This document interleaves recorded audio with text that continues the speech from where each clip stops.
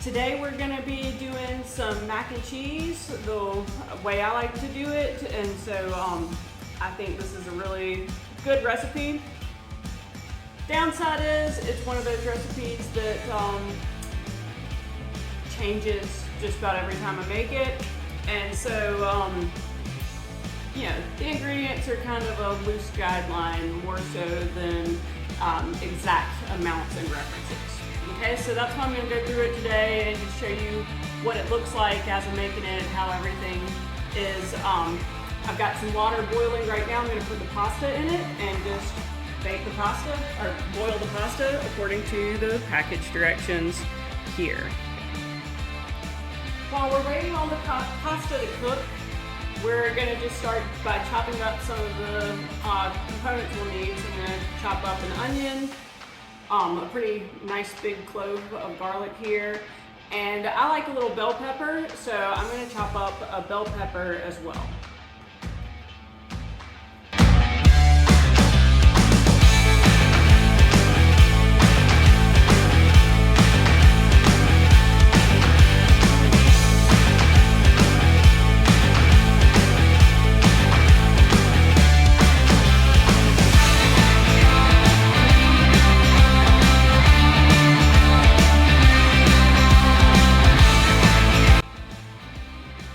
Okay, so I cooked the pasta according to package instructions. Okay, I did add some salt to water when I boiled it.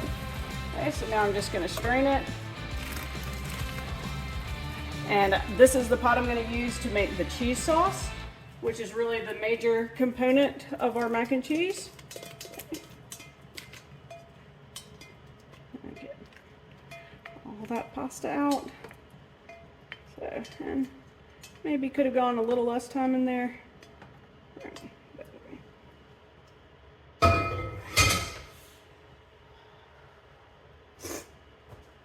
right, and I use shells instead of elbows just because I like shells better, and I feel like they get the cheese sauce real well up inside them. And so you can use any pasta that you like, but shells are my favorite.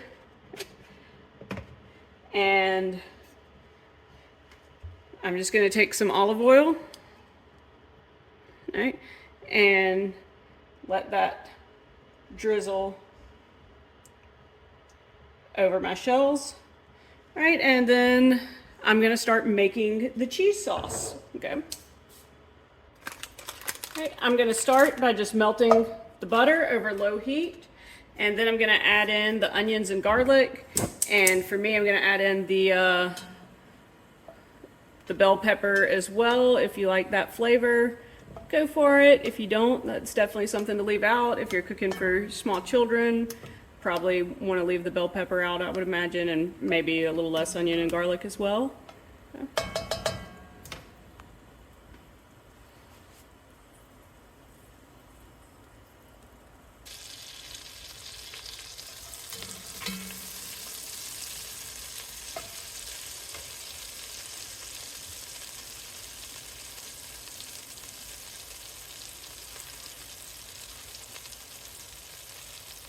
Right, so I have a quarter stick of butter in here, and now I'm going to be adding onion, garlic, and bell pepper, and let that saute.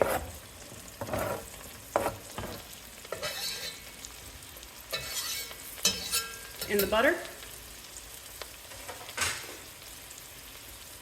Again, here I tend to play with the proportions a lot, and again, I just kind of use a guideline recipe. Okay. All right, so that's a good bit of onions and bell peppers. If that's not a flavor that your family really loves, you probably want to use less. All right, I'm going to take out that long piece.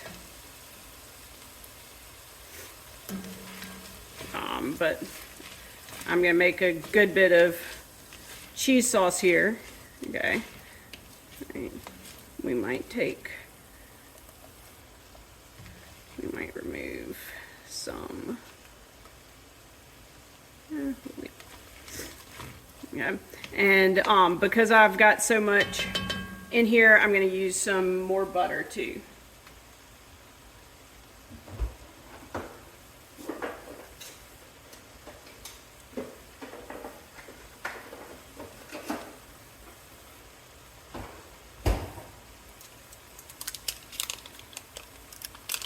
So here is another 1/4 stick of butter.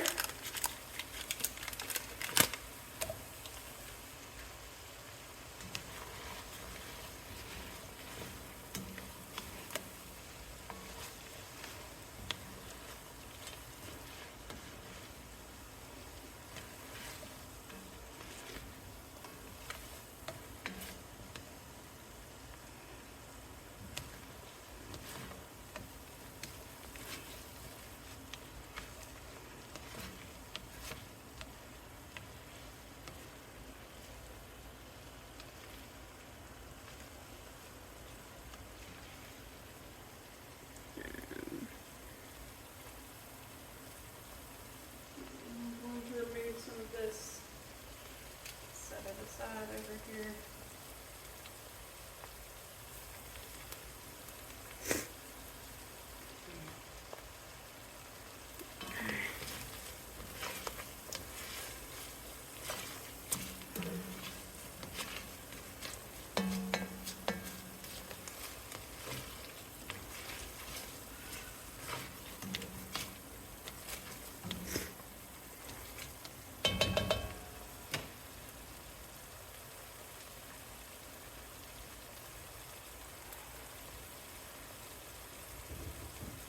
All right, let that cook a little bit.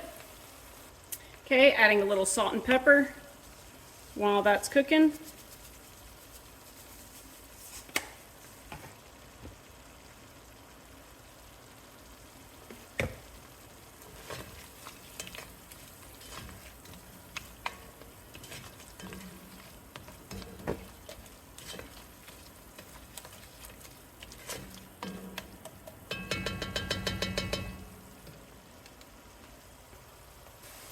All right, now I'm ready to start turning this into a roux. All right, so I'm adding some flour over it. This is a 1/2 cup, and it wasn't quite full, all right? But just kind of a nice coating of flour over all the butter. I'm gonna let that cook down as well with the onions and bell peppers and garlic and salt and pepper into the butter.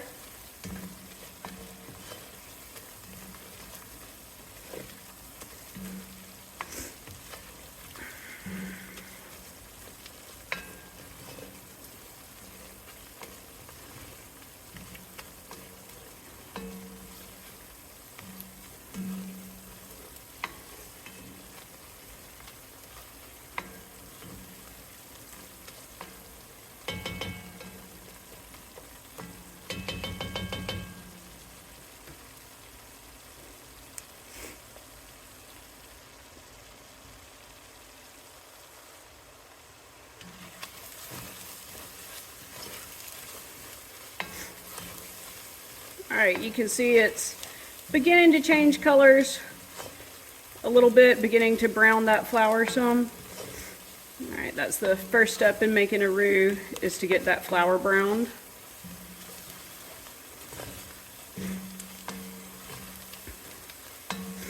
I can also tell that the smell is getting a little stronger.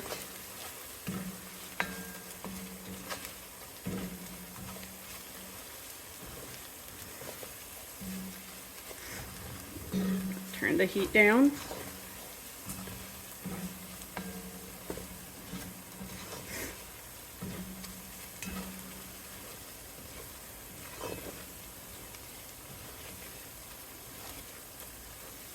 All right, and we're getting some nice brown flour now, and so it's time to add our liquid in. Okay.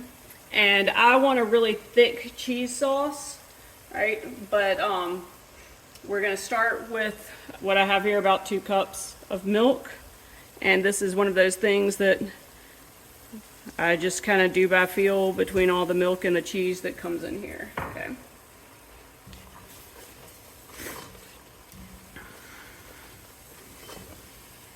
And so I'm just going to slowly add the milk in until I get kind of close to the consistency I want. And then I'm going to basically just adjust with milk and cheese till I get to the consistency I want to cover my pasta.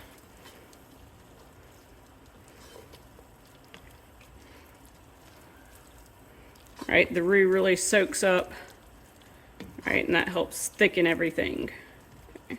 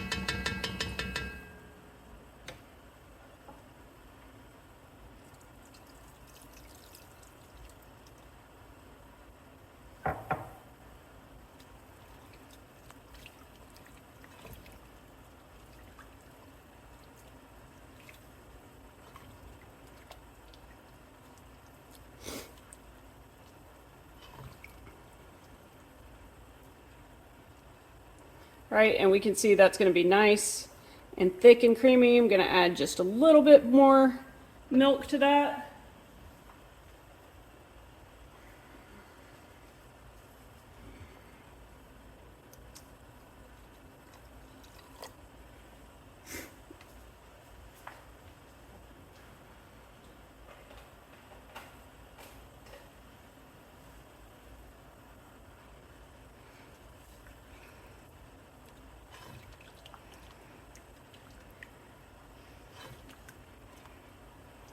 Right, and that's probably about the right consistency. I might add a little bit more milk after I get the cheese and all in there. Like I said, it's kind of a balancing act, okay? Okay, I'm gonna start with my soft cheeses. Okay, so that's gonna be some mascarpone. I'm not 100% sure that's how you pronounce it. So I'm gonna start with that and some ricotta cheese. You can use whatever your favorite cheeses are, but again, I usually just start with the soft cheese. Okay, I've got some Parmesan and cheddar to add in later, right? But we're gonna start with the mascarpone and the ricotta.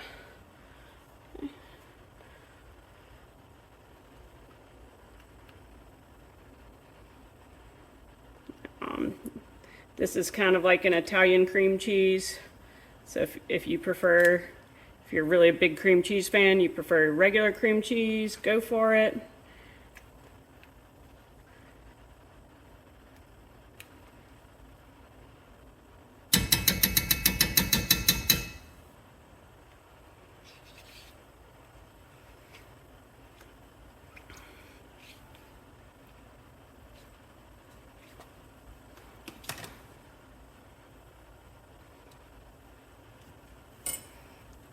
Okay.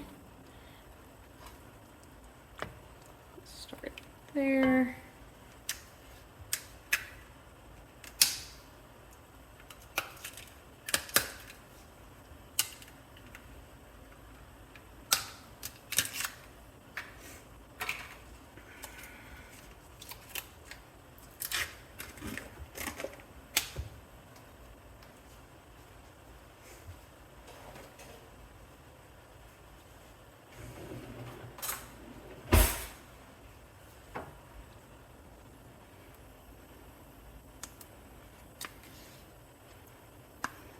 And see, these soft cheeses ought to help make it real creamy too, okay? Just so you can see how much of the container there.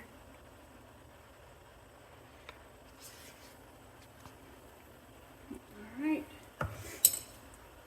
And so we're gonna let that melt down some, see what sort of texture we end up with. Okay, with that. Right, I am liking this consistency for my cheese sauce. I'm gonna go ahead and add another thing of the mascarpone.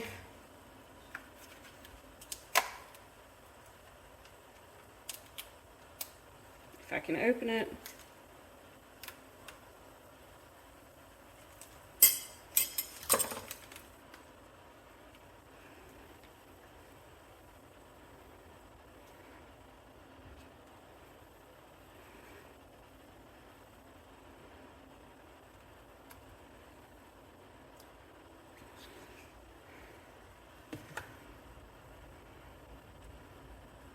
Okay, and that wasn't quite all of it.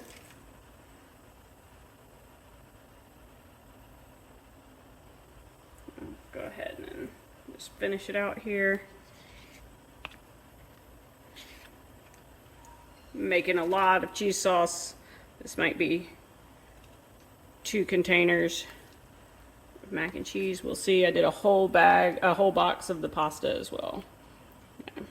And I have another thing that I could do as well. All right, so there's some more. Just 2 things of the mascarpone, and I'm going to add a little more of the ricotta as well, because this is really, yeah, I'm using these soft cheeses essentially to replace some milk, so that I'm not using quite as much milk and keeping a nice thick texture like that with the soft cheeses. Okay.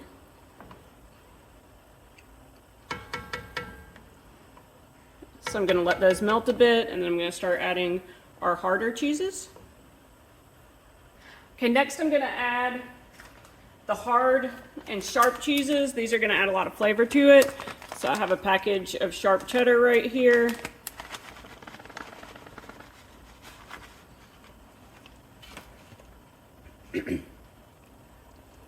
Mix that in real well. These are going to give the real strong flavors. All right. And the hard cheeses might change the texture a bit. You might want to add some more milk or some more soft cheese if it gets too thick or thicker than you like. Didn't mean to pour it that fast, but.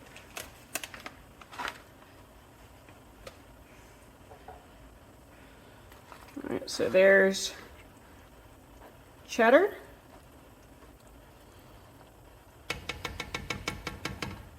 All right, and next I'm going to do some Parmesan. So Parmesan.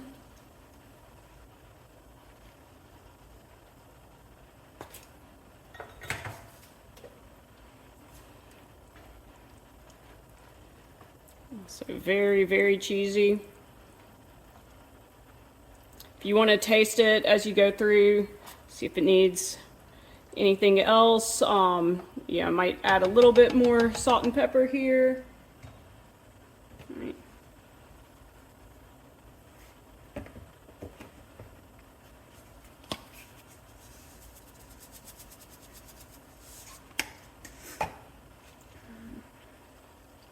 And some more Parmesan.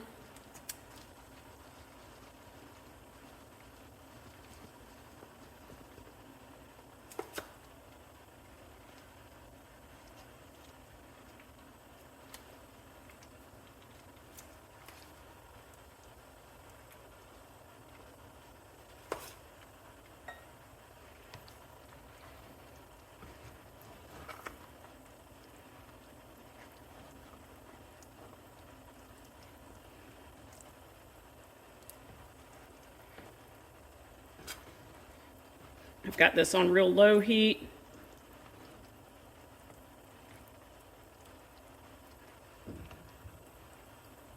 And I'm just going to let that cheese melt in here.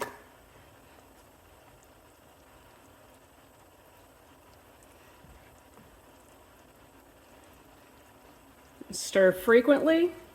Make sure it's not sticking to the pot or anything like that.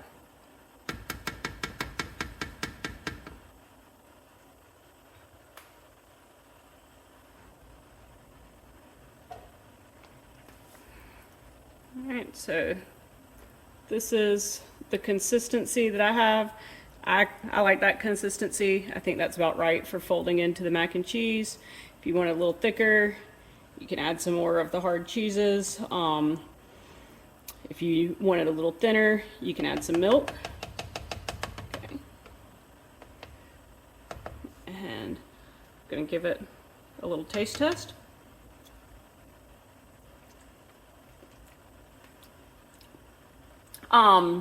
Very good, very Parmesan-y right now. I think I'm gonna add a little bit more cheddar to mine and maybe a little bit more milk. So here's some more cheddar. I like the real sharp cheddar flavor.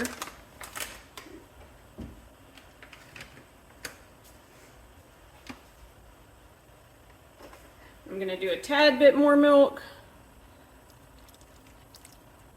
I want to make sure that my mac and cheese isn't dry after it's baked.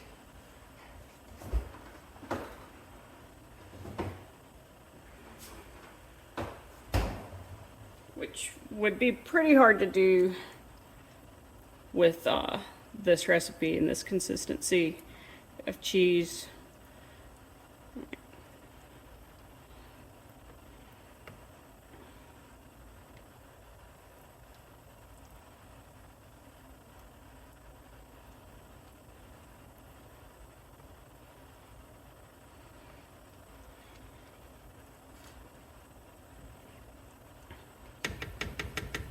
All right, I'm gonna let that heat up a little longer, make sure all the cheese in it gets nice and melted.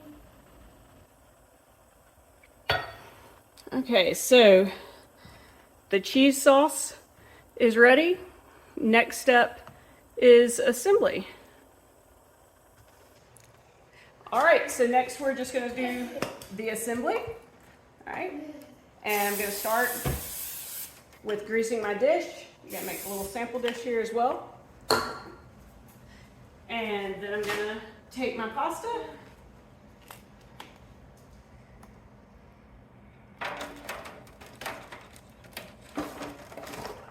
Whoa. I'm gonna put some in there. Okay. And get this.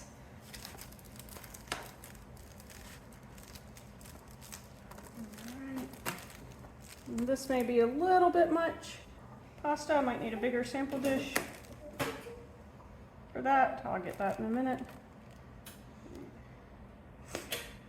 Okay, so there we go.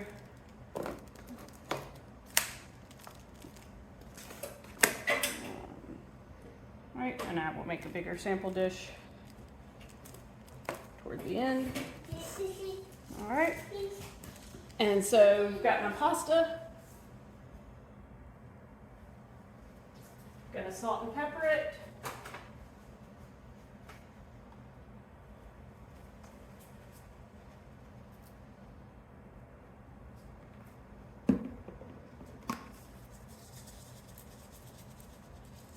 All right, add a little more olive oil to it. And I'm going to do the same thing to the sample dish when I get it in a better container. Okay. All right, and now I've got my two dishes ready. Salt and peppered, greased dishes, salt and peppered. Added a little olive oil back into the pasta. Broke up the pasta after sitting for a little bit, right? And so next is to fold in the cheese.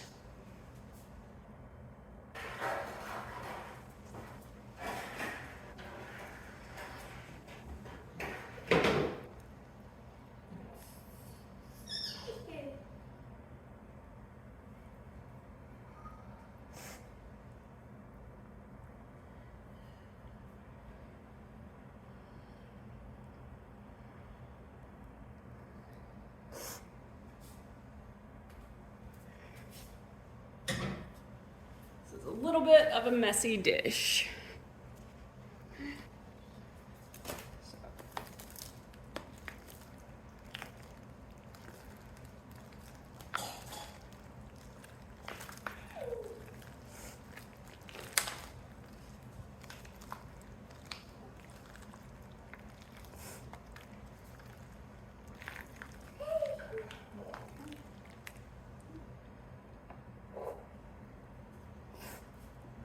in some pasta from the sample dish.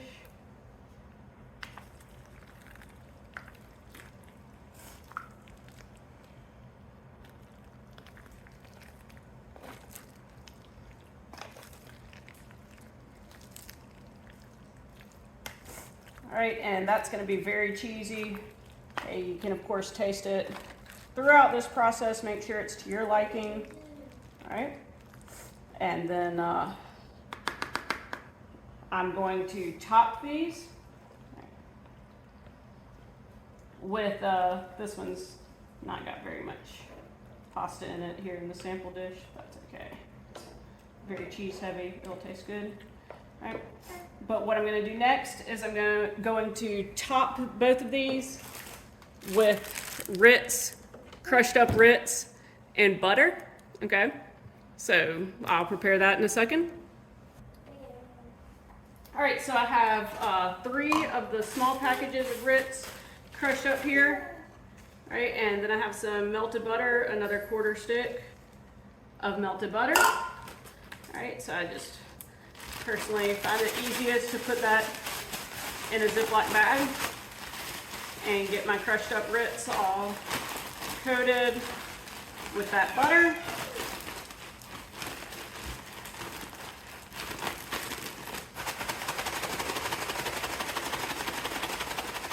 Right, and now I'm just going to top my casserole with this Ritz butter mixture.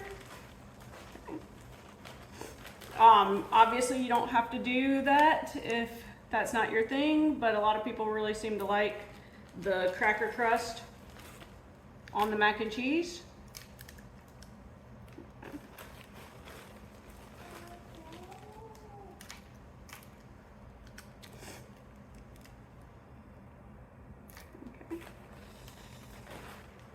And then I'm going to do one here as well.